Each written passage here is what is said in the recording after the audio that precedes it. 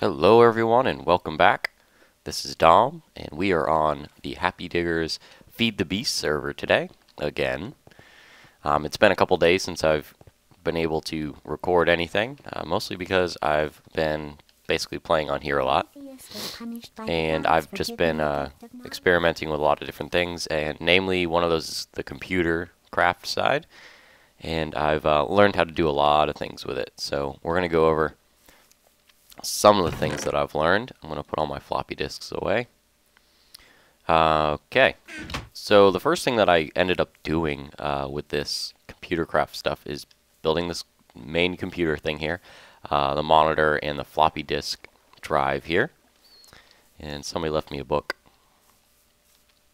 But the first thing that I did was just kind of try out some of these programs on here, and we're actually going to get rid of this, terminate this program. Let's go to programs, and I was working on, where is it? I think it was called, I don't know if it's on this. Oh, no, it's not on this, is it? No. I was working on a program that is on this black disk right here, so we're going to take a look at that. And this was a request by one of the guys on the server. RJ wanted to, let's see if the disk is in there. Yep. Okay. So let's go to disk and edit. And I think it's Tunneler. There we are. Okay, yeah, I've been working on this program right here. This is a program that digs a 3x3 hole in a user-defined length. The normal tunnel built-in function does a 2x3 hole, which isn't as useful if you don't want to have to hit your head every 3 seconds. So the guys asked me to make a 3x3 and an X distance, and also it has a couple of built-in need more fuel functions, and then it also what it does is it comes back to the user instead of staying at the end of the tunnel. I've never used the original one, and I didn't even look at it to write this code, so it's kind of messy and sloppy. So we're going to get out of that, and we're going to and we're going to actually have to reboot this thing, I think. There it goes. So basically right now I've been working on communications, and that's going to be something we're going to get into a little bit later today. But first, what I want to do is write a small code. Oopsie. Not what I wanted to do. Write a small code for our diamond farm. And the reason why is because I figured out that turtles that have swords actually will kill blazes, and their rods will actually drop. Also, experience will drop as well. So you don't have to sit there and hit all the blaze rods in our farm anymore. And also, the auto-killing mechanism wouldn't drop their drops or experience. So now we actually have a way of collecting those, and it makes just the system a little bit better and a little bit easier to use. So today we're going to use what I call my sword turtle. I don't know if that's what they're really called. Let me see what's... my sound's okay, but I want to turn my music back up. Maybe turn this back down. Done there. Awesome.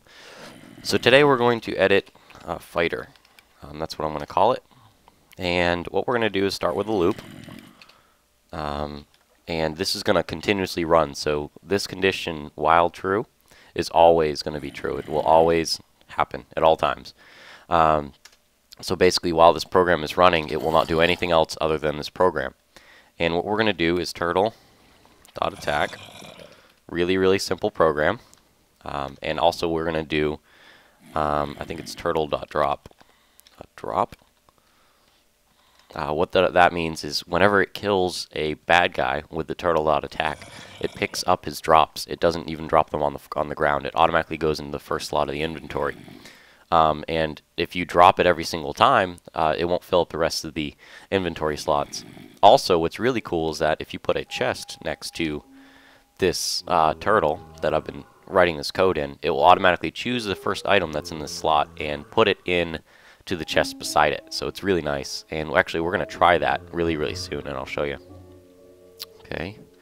And of course we have to end our loop by putting an end statement in there.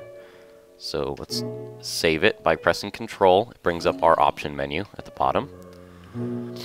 And I just saved it, so we'll do it again. And then I'm going to go to Exit. And there we go. Now we're at the end here. So I'm going to place this guy.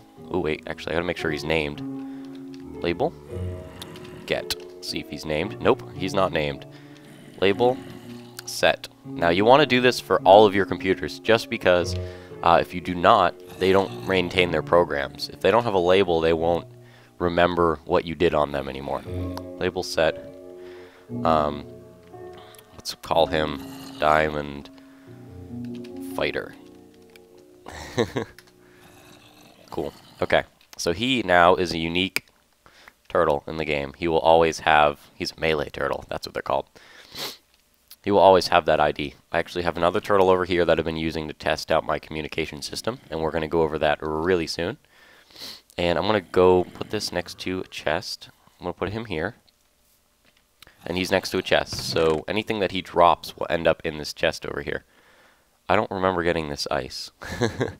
But anyways, I'm going to put, for example, 18 netherrack into the slot here. So let's see, I'm going to run fighter. And what it should do is actually, there it goes. It dropped our 18 netherrack. Ooh, maybe it didn't work. Very weird. It should have... Ooh, it just attacked me. It should have tried to put it in the chest here. Maybe that's a bug. Let's try it with a different chest. Maybe we have to have it below it. But I swear I've done this before with one next to it. Let's go ahead and make another chest. Just in case that's a problem. We're going to try it on all sides, and I'm pretty sure that it should work, though. And here's our tree farm. After a long time, it runs out of hummus, and it basically just stops working. You just have to resupply it with the hummus stuff, and it will go again. It's full of saplings, and I've got 35 stacks of wood in here. So, a farm that has like full hummus and everything will get you pretty dang far with the wood production. I do have to automate a system to make more of that hummus stuff, though. So many like mobs around. Here we go. Okay, there's another chest. Let's try this again. And this time, I'm going to put it on that side. Let's just try it. Put that there. Nope, it just dropped it on the ground. Whoa, he is really strong. Hi, Wordy. So we're going to get him out of here. And see if I can place him on top. Nope, of course not. Oops. And let's see what happens if I do this. Because this is actually the setup that I'm going to use. Let's see. Turtle. No, not turtle. We're going to put this back in the inventory, and we're going to do fighter. Nope, drops it on the ground. Well, I got to figure out what's going on with that, and I will be back with you guys. Okay, guys, I'm back. It took me about 5 seconds reading the wiki, and I'll show you what the problem is here. It actually needs to be facing the chest that we are going to load into. Now, I'm not actually going to keep the program that we use, but I'm going to show you that it works. There we go. Drop the 18 netherrock into our chest here. So what we're going to do is we're going to remake that program, and I'm just going to destroy him because I don't want to have to deal with him fighting me again. So we're going to go in there, edit, fighter, and oops, let's get out of here. I don't think that was the right fighter. I don't think I there we are. I don't think I spelled fighter right when I did it. Okay, so what we're going to do is we're actually going to drop down, and what that'll do is instead of dropping the items forward, so it doesn't basically out the front of the turtle here, it'll drop them below the turtle. And what we're going to do is have a chest below it every time. Either way, that was kind of the plan. So it's going to be dropping the items into the chest below it, and this will work, pretty sure. Let's try it out, though. And we're going to place him above this chest. Actually, make sure I got to save, exit here, just in case. And we're going to place him there. And we're going to load up his inventory again, that first slot. And we're going to run fighter. And there we are. There's our 18 netherrack in the chest. So that works very well. And okay, so now that that's done, we are going to head off to the nether and work and basically set this up at the diamond farm so that we have a really fast and efficient way of killing things and to supply the blaze rods. So I'll see you guys there. Okay guys, we're back here, and kind of the plan for now, I wonder if there's any, ooh, there's lots of coal dust in there. It basically burned through all of my my flint. I'm going to show you a little present we got when we go back to the base. But so we're back here at the diamond farm here and the diamond factory here. First thing I'm going to do is actually supply this thing with a little bit more netherrack, just so it keeps up the lava level so that we always have power. And so the next thing what we're going to do is actually add our turtle in, and I'm going to just kind of carve out some of the space. We're not going to need basically any of it anymore. Hopefully this all fits in my inventory. Yeah, we're good. I think some of these guys are starting to see me though, so I'm not very happy about that. So we placed our turtle down. There he is. And we're going to place the chest down right under him. I don't know if this is really necessary, but I'm doing it just in case. And we're going to have to get a wooden pipe for this thing. But what we're going to do first is set up our, let's see, we're going to set up a redstone engine to be able to pull out all those items. And actually I want to put it, I think we're going to put it here, the lever, and the engine will go right there. And I know it won't turn yet if we use the wrench on it, so I have to get the wooden pipe here. So let's go get that. Pretty sure I got one or two upstairs, and if not, we can just make one. And of course, I don't think we have any. Oh yeah, there we go. Wooden transport pipe. Put all these back in. Oh, I'm gonna need one of the golden ones though. Good. And then what we're gonna do is just basically turn them on and watch them work. So, wooden pipe goes in here. Looks good. Turn him. Good. He's working. And we're going to replace this with gold. And we are going to now just kind of fill this back in a little bit. Save some space. And it's faster. So let's go ahead and turn him on. Let's see if I can get to him though. And of course I can't, so I'm going to have to kill some of these guys off. Do it the old-fashioned way. See if I can get, there we are. So we're gonna run fighter, and oop, there we go. He's running right now. There's a lot of blaze rods in front of him, but let's see if I can get him without dying. Yes, there we go. Those blaze rods in front of him were from me killing the guys. And let's see if I'm gonna get anything pumped out here. Okay. Oh yep, there we go. He's been dropping everything that he gets into this chest inventory. And the chest is being pumped out by the redstone engine, sending them all the way down the line and into the chest over here. I mean the macerator and the barrel over here. Macerator has been working very well. As you can tell, it's been filling up these those centrifuges enough to stock up on pretty good amount of coal dust. That coal dust can be used in a lot of things. I'm thinking about also having some sort of way to control whether or not it uses the coal dust, or if I can kind of store it in two locations. But I'm not exactly sure if I want to do that yet. For now, I'm basically just pulling out the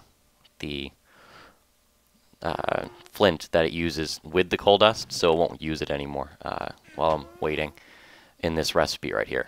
So, for example, what if I needed, about a half a stack of coal dust? I'll just come in here and grab some. Knowing there's no flint to be used to finish the rest of the process. So, we basically are done. I'm very happy with that. So we're going to head back to the base, and we're going to work on the communication stuff.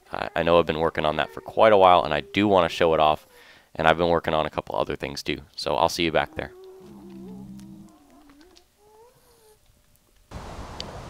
Okay guys, we're back, and of course it's thunderstorming out, so communications won't work as well, and that actually brings up a point of basically a good point about using any of the communication stuff with this ComputerCraft stuff. Each one of these, there's a part that you can use, and it's called a modem. And what you do is you attach, like, it looks like a wireless receiver thing to the bottom or any part of your computer or turtles. And here's one of the turtles with a modem on him. And what that allows them to do is be able to communicate between devices. And it's kind of complicated, and it requires a little bit of know-how and a little bit of research to do it. But I've basically been able to communicate between specific devices. Now, what I'm going to show you here is a little bit limited now that it's thunderstorming. Now, the reason why I like that it is thunderstorming to bring it up is that when it is storming like this, it reduces the range, the effective range of these transmitters and receivers. So what I'm actually going to do here is run a program that I've made a long time ago on that main computer. And I'm going to see how well this works. I haven't done it before. There we are, yeah. That's kind of weird. Now, I made this program on here, this relay program. What it does is it takes any signal that it's receiving, shows you the number of the computer that's sending it to you. It shows you the message, and of course the message I'm just sending out is ping, and it shows you the distance, and that's what it's printing to the screen here. It's a very simple program. Now, what should be happening is if it was nice and calm outside, I actually should be getting a second computer talking to me at the same time, and that is because, okay, this, by the way, is computer 159. There it is. And that was the one that was talking to this one and just sending those ping messages out. Now, there should be a second computer communicating with this guy, and that is because I have an antenna actually in the sky. So I'm going to restart this guy, and as you can tell, that red ring around the modem kind of shut off, and if I start him again, hi. If I start him again and I do the relay message, I actually, in the program, had turned on the modem itself to be able to receive, basically making it open.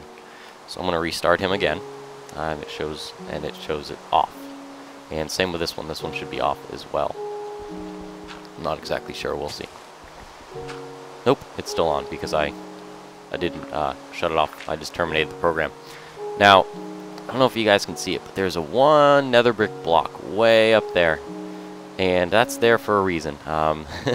Because I figured out the hard way that the jetpack doesn't go up above 180 blocks-ish. 189, I think, or 190 is basically the cap. Right now, I'm holding spacebar, and that is as high as I'm getting right now. I'm kind of floating at 185, 184 level. It doesn't let you go any higher than that. So I basically left this block up here when I pillared the whole way up so that I can use it as a stepping stool to get from here to my antenna. And there's basically something in the sky. And what we're going to do is actually wait till day and wait for the rain to go away to show it off and to show its functionality. So what we're doing now, though, is we're actually going to run another program that I was messing with, and this is with all the new advanced computers. As you can tell, it's kind of gold colored, and those are because these are the advanced computers here. They allow you to use your mouse as an input, and they also can show colors on the monitors and the actual computer screen itself. Whereas this is another computer, but it is the old one, and it has only the functionality of using black and white, of course. And this computer specifically is to open a door, and all it is a password protected door, basically. And there are tutorials on the ComputerCraft website to show it, but of course I'm going to show you guys how to do it. And we are going to do edit door lock, and this is my way of doing it. Ooh, wait. I don't think that was the name of it. Programs. It was called... What was it called? Door lock. Oh wait, no. That's right. I had it set as startup. Here we are. Cool. This is my way of doing it. What happens is, at the beginning, it'll clear out the entire screen. It'll move the cursor to this position right here. That's what this set cursor position is. It'll print out these words, password with a colon, like we saw before, and then it will read what you type in and make sure that the word is open, and that's my password. If it is that, then it will send a pulse out to the side, and this is actually a built-in function, red pulse. It'll send a red pulse to the right for 1 second. No, sorry, 1 pulse for 10 seconds, keeping the door open for 10 seconds. Now, this really isn't the best way to do this because you're using a built-in function in the computer itself. The reason why I did it is just because, I don't know, I wanted to try out how all the shell runs worked and all that stuff. I didn't want to use every single API code, so I didn't feel like doing that. But anyways, so what we're going to do is, and another point why I had to go into Startup to edit that program is because I actually named it Startup. So whenever this reboots, it doesn't say, like it should say CraftOS 1.4. It just automatically runs that program. If you have a program saved on a computer or a disk drive next to it called Startup, the computer itself will use that program to start up the computer. It won't even run this CraftOS and let you, type in numbers and or whatever. And the good way to get around that is to terminate that program and then run, whatever you wanted to do. So what we're going to do now is show off the other program that I'm working on, and that was using the monitors themselves. Monitor,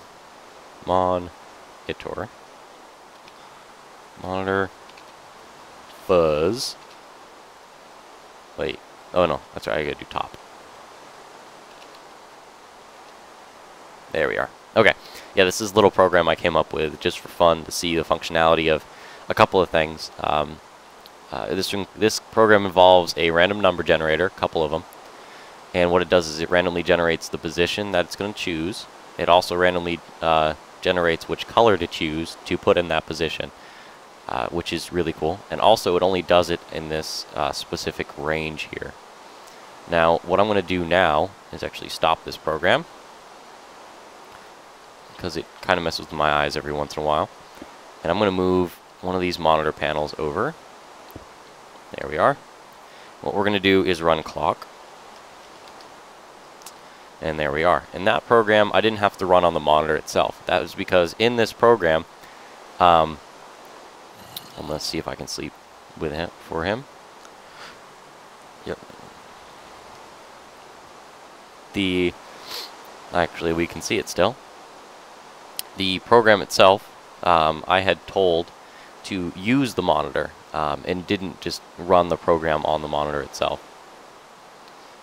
Okay, come on, come on, come on. Okay, well, I'm going to finish this up, and I guess I'll come back whenever it's not raining outside. Okay, we're back. And basically, it was like 3 seconds after I stopped recording. Okay, yeah, so we were on this point right here, and we got to make sure we finish up the communications thing before. We got to finish up the communications thing before it starts storming again. Now, the program clock, we're going to show it off for a second. Edit clock.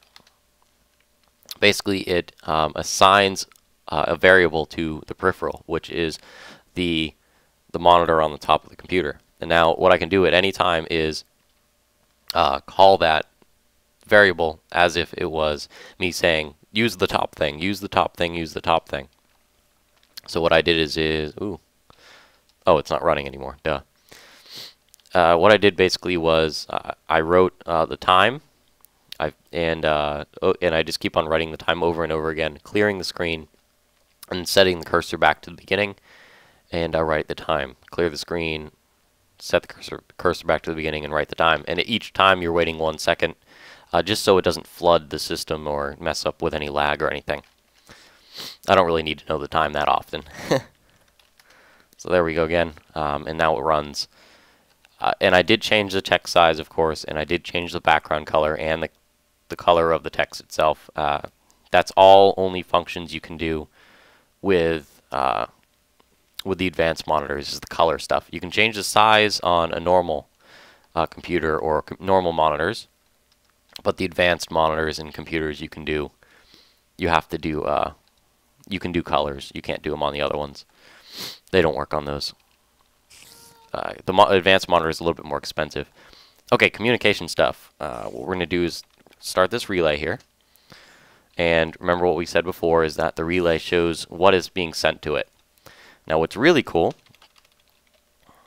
is we're going to see it actually working this time. And we're going to do range here. And this program, all it does is it sends out a ping. All it does is it broadcasts a word that says ping over and over again. So this is sending out a signal that says ping, and it only reaches about 64 blocks at ground level. The higher you go, the further it will reach. Okay, and here we are. As you can tell, it keeps on finding signals, and the first signal it finds is, of course, the one to the computer to the right. It's 6 blocks away, 6.08 blocks away. The computer's ID number is 159, and it's reading ping. Now, this number down here and all these stats are my antenna, which is a higher, way up in the air. It's actually 190 blocks away from this guy right here. Now, its ID number is 190. It is receiving a signal 159 ping, and the reason why is because I'm making my antenna take the message that is incoming, attach the ID to the message, and then resend it out as a broadcast. So whatever is receiving that message will know who sent the first one, not just the antenna's number, so that I can use it. For example, I have a computer over in a fuel production plant or something like that, that I need to know that which computer is sending it information so that I'm not getting any interference signals or anything like that. So I know that maybe my main monitor in my main base will be sending information to control functions over at the fuel plant. And it's not, you know, some random guy with a computer. So yeah, that's basically what the communications is for. So that's why that there's actually a turtle way up in the sky, and he's at max height. And what he can do with that turtle is basically cover everything within my chunk region, the whole region that is loaded with me, and actually further. He can cover, I think, up to 330 blocks of distance between him and another receiver. So he can take signals from that receiver and rebroadcast them, or rebroadcast something from somewhere else and reach that receiver that's really far away. So it's really nice. Okay, that's all about the ComputerCraft stuff that I really needed to talk about today. There's some other stuff that I've been messing with, but not too important. The next thing is this laser and assembly table. And now the reason why I made these things, they're kind of later game things, but they're from BuildCraft, and really cool system. And there's a really good reason why I made them, and that was to make these gates. Now the gates are very useful, and I'm actually going to attach them here because I'm waiting to do this for a while. There we are, and I'm going to show you how they work. Now the gates attach to pipes, and those pipes right here. Here we go. Full energy. No. Machine off, machine discharged, being fully charged item. That's cool. Capacitor full. That's awesome, man. Okay, but anyways, I haven't used them on any of these industrial craft machines before, so it's a little bit different. What we're gonna do, what they do basically is they check conditions around them. So the machines next to them, the engines next to them, and then they can put off a signal based on that. Based on that input. So what I'm actually going to do is just, not that.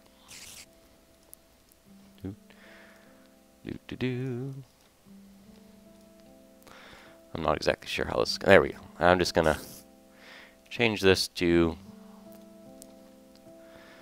should be always on.